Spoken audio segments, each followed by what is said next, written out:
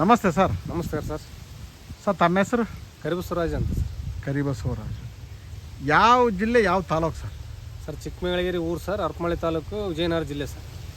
ಚಿಕ್ಕಮಗಳೂರು ಊರು, ಹರಪನಹಳ್ಳಿ ತಾಲೂಕು, ವಿಜಯನಗರ ಜಿಲ್ಲೆ ಅಲ್ಲ ಸರ್? ಹಾಂ ಸರ್.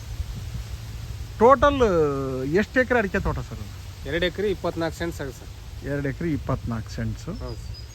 ನಾನು 8 ತಿಂಗಳಿಂದ ಈಗ ಡಾಕ್ಟರ್ ಸಾಯಿಲ್ ಬಳಸ್ತಿದ್ದೀನಿ. ಹೌದು. 8 ತಿಂಗಳಿಂದ ಇಷ್ಟು ನೀಟು ನೋಡೋಕೆ ಚೆನ್ನಾಗಿತ್ತ ತೋಟ ಈ ಥರ? ಕಡಿಮೆ ಇತ್ತು ಸರ್, ಕಡಿಮೆ ಇತ್ತು. ನೋಡೋಕೆ ಅಷ್ಟೇ ಇದ್ದಿಲ್ಲ ಸರ್. ಹೌದಲ್ಲ, ಬುಷಾಗ ಗರಿ ಬಂದಿರೋದು. ಹಾಂ. ಈ ಗರಿ ಉದ್ದ ಒಂದಿಷ್ಟು ಈ ಸಲ 4ನೇ ವರ್ಷಕ್ಕೆ, ಹೌದು ಸರ್, 4ನೇ ವರ್ಷಕ್ಕೆ ಒಂದಿಷ್ಟು ಪರಾಗ ಹೊಡೆದಿರ್ತಕ್ಕಂಥದ್ದು. ಒಂದು ಸುಮಾರು 800-900 ಗಿಡ ಹೊಡೆದಲ್ಲ. ಬಟ್ ಎಷ್ಟು ಸಿಗುತ್ತೋ ಒಂದು ಮಿನಿಮಮ್ ಅಂತೂ ಸಿಗ್ತದೆ ಒಂದಿಷ್ಟು ಈ ಸಲ. ನೆಕ್ಸ್ಟ್ ಇಯರಿಂದ ಇದು ಬದಲಾಗುತ್ತೆ. ಒಂದಿಷ್ಟು pH ವ್ಯಾಲ್ಯೂ ಅನ್ನೋದು ನ್ಯೂಟ್ರಲ್ ಆಯಿತು. pH ವ್ಯಾಲ್ಯೂ ಅಂತಕ್ಕಂಥದ್ದು ಮಣ್ಣಿನ ರಸಸಾರ, ಪೊಟೆನ್ಷಿಯಲಿಟಿ ಆಫ್ ಹೈಡ್ರೋಜನ್ ಅಂತಾರೆ, ಅದು ನ್ಯೂಟ್ರಲ್ ಆಯಿತು. ಜೊತೆಗೆ ಒಂದಿಷ್ಟು ಹಸಿರೆಲೆ ಗೊಬ್ಬರ ಚೆನ್ನಾಗಿ ಮೇಂಟೈನ್ ಮಾಡಿದ್ರಿಂದ ಸಾಕಷ್ಟು ಕಸ ಕಡ್ಡಿ ಬೇಕಾದಷ್ಟು ಇತ್ತು, ಅದೆಲ್ಲದೂ ಕೂಡ ಸದ್ಬಳಕೆ ಆಯಿತು. ನಿಮಗೆ ಒಂದು ಸಲಹೆ ನಮ್ದು ಏನು ಅಂತ ಹೇಳಿದರೆ, ಕರಿಬಸವರಾಜ್ ಅವರೇ, ನಿಮ್ಮ ತೋಟದಲ್ಲಿ ಒಂದಿಷ್ಟು ಈ ಮುಳುಜಜ್ಜೆ ಐತಲ್ಲ, ಆ ಸಂಡೆ ಹುಲ್ಲು, ಮುಳುಸಜ್ಜೆ ಮುಳುಸಜ್ಜೆ ಅಂತಾರೆ ಅದನ್ನು ದಯಮಾಡಿ ಇನ್ನು ಮುಂದೆ ಕಂಟ್ರೋಲ್ ಮಾಡ್ಕೋಬೇಕು. ಕಂಟ್ರೋಲ್ ಮಾಡೋಕ್ಕೆ ಏನು ಅಗತ್ಯತೆ ಅಂತ ನಮಗೆ ತಿಳಿಸಿದೆ ನಾವು, ಹೌದಾ? ಅದು ನೆಕ್ಸ್ಟ್ ಹುಟ್ಟದಂಗೆ ಏನು ಮಾಡಬೇಕು ಅಂತಂದು ಕೂಡ ತಮಗೆ ತಿಳಿಸಿದ್ವಿ. ಅದಕ್ಕೆ ಒಂದು ಪರೋಪಕಾರಿ ಇದನ್ನು ಬಳ್ಳಿ ಏನು ಹಾಕ್ಕೋಬೇಕು ಅಂತಲೂ ಹೇಳಿದ್ವಿ. ಅದನ್ನು ಮುಂದುವರಿಸಿದ್ರೆ ಅದು ಆ ಪ್ರಮಾಣದಾಗ ಇದು ಆಗಲ್ಲ. ಯಾತದ್ದು ಇದು ಯಾವುದು ಉತ್ಪತ್ತಿ ಆಗಲ್ಲ, ಅದು ಬೆಳೆಯಲ್ಲ. ಇಲ್ಲ ಅಂದ್ರೆ ಏನಾಗುತ್ತೆ ಅಂದರೆ ಸಿಕ್ಕಾಬಟ್ಟೆ ಪೋಷಕಾಂಶ ಅಳಿತೈತೆ ಅದು. ಮುಳ್ಸಜ್ಜೆ ಮತ್ತು ಯಾವುದೇ ಒಂದು ಇದು ಹಲ್ಪಿ ಅಂತ ಹುಲ್ಲು ತೋರಿಸಿದ್ನಲ್ಲಿ ನಿಮಗೆ, ಅದು ಸಂಡೆ ಹುಲ್ಲು ತೋರಿಸಿವಲ್ಲ, ಇದು ಜಾಸ್ತಿ ಯಾಕಂದರೆ ಇದು ನಮ್ಮ ಅನುಭವದ ಮಾತು ಹೇಳ್ತಾರೆ ನಿಮಗೆ. ಇಳುವರಿ ಕೂಡ ಮುಂದಿನ ದಿನಗಳಿಗೆ ಕುಂಠಿತವಾಗ್ತಕ್ಕಂಥದ್ದು, ಜೊತೆಗೆ ಗಿಡನೂ ಕೂಡ ದೊಡ್ಡ ಮಟ್ಟದ ಪೋಷಕಾಂಶ ಅಲ್ಲಿಂದ ಎಳೆಯಲ್ಲ. ಸರ್ಕಸ್ಗಳು ಮಾಡ್ಕೊಂತಾನೆ ಇರಬೇಕಾಗುತ್ತೆ. ಇದನ್ನು ಮಾಡ್ಬೇಕು ಅನ್ನೋದಾದರೆ ಒಂದಿಷ್ಟು ಅದನ್ನು ಅವಾಯ್ಡ್ ಮಾಡ್ತಕ್ಕಂಥದ್ದು. ನಾವು ಹೇಳಿದ್ದ ಆ ಪರೋಪಕಾರಿ ಇದು ಹೇಳಿದ್ನಲ್ಲ ಬಳ್ಳಿ, ಅದೊಂದು ಅಕ್ಯಂತಕ್ಕಂಥದ್ದು. ಅಕ್ಯಂದು ನೆಕ್ಸ್ಟ್ ಅದನ್ನು ನೀವು ಮಲ್ಚಿಂಗ್ ಮಾಡ್ಕೊಂತ ಹೋಗ್ಬಿಟ್ರೆ ತುಂಬ ಒಳ್ಳೆಯದು ಅಂತಕ್ಕಂಥದ್ದು ನಮ್ಮ ಸಲಹೆ. ಸರಿನಾ ಸರ್?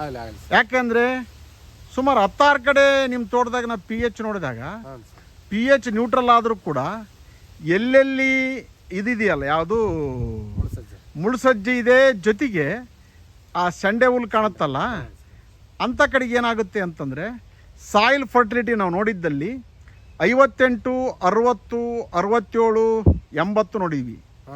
ಈ ಕಡೆಗೆ ಜಾಸ್ತಿ ಬರ್ತೈತಿ. ಎಲ್ಲೆಲ್ಲಿ ನಿಮಗೆ ಮುಳ್ಸಜ್ಜೆ ಇಲ್ವೋ ಅಂಥ ಕಡೆಗೆ ತುಂಬ ಚೆನ್ನಾಗಿ ಅದು ಗಿಡನೂ ಚೆನ್ನಾಗಿ ಕಾಣುತ್ತೆ, ಜೊತೆಗೆ ಗರ್ಭ ಓಪನ್ ಆಗಿರ್ತಕ್ಕಂಥದ್ದು ಇವೆಲ್ಲವೂ ಕೂಡ ಚೆನ್ನಾಗಿ ಕಾಣುತ್ತೆ. ಒಂದು ಸಣ್ಣ ಸಣ್ಣ ವಿಚಾರಗಳನ್ನೂ ಕೂಡ ತೋಟಗಾರಿಕೆ ಬೆಳೆನಲ್ಲಿ ನೋಡ್ಕೊಂಡು ಮುಂದುವರಿಯೋದು ತುಂಬ ಒಳ್ಳೆಯದು ಸರ್. ಸರಿನಾ ಸರ್? Okay okay sir. ನಿಮ್ಮ ತೋಟದಲ್ಲಿ ಡಾಕ್ಟರ್ ಸಾಯಿಲ್ ಜೈವಿಕ ಗೊಬ್ಬರ ಅಂತಕ್ಕಂಥದ್ದು ಕೆಲಸ ಮಾಡ್ಯತ್ತೋ ಇಲ್ವೋ? ಮಾಡೈತೆ ಸರ್, ಮಾಡೈತೆ. ಚೆನ್ನಾಗಿ ಮಾಡೈತೆ? ಚೆನ್ನಾಗಿ ಮಾಡೈತೆ. ಎಲ್ಲ ರೈತ ಬಾಂಧವರು ಇದನ್ನೇನಾರ ಬಳಸ್ಲಿಕ್ಕೆ ತಮ್ಮ ಒಂದು ನಿಮ್ಮ ಆತ್ಮಾಭಿಮಾನದಿಂದ ಹೇಳೋದಾದರೆ ಬಳಸ್ಬೋದಾ? ಧಾರಾಳವಾಗಿ ಬಳಸ್ಬೋದಾ? ಧಾರಾಳವಾಗಿ ಬಳಸ್ಬೋದು ಸರ್, ಏನು ತೊಂದರೆ ಇಲ್ಲ ಸರ್. ಯಾಕೆ, ಹೆಂಗೆ ಅಂತ ಹೇಳ್ತೀರಿ? ಅದೇ ಸರ್, ಈಗ ಸಗಣಿ ಗೊಬ್ಬರ ಕೆಲವೊಬ್ರು ಇರ್ತಾವೆ, ಕೆಲವೊಬ್ರು ಇರೋದಲ್ಲ. ಜೈವಿಕ ಗೊಬ್ಬರಗಳು ಬಳಸಿದ್ರೆ ರಾಸಾಯನಿಕ ಗೊಬ್ಬರಗಳು ಅವಶ್ಯಕತೆ ಇರಲ್ಲ.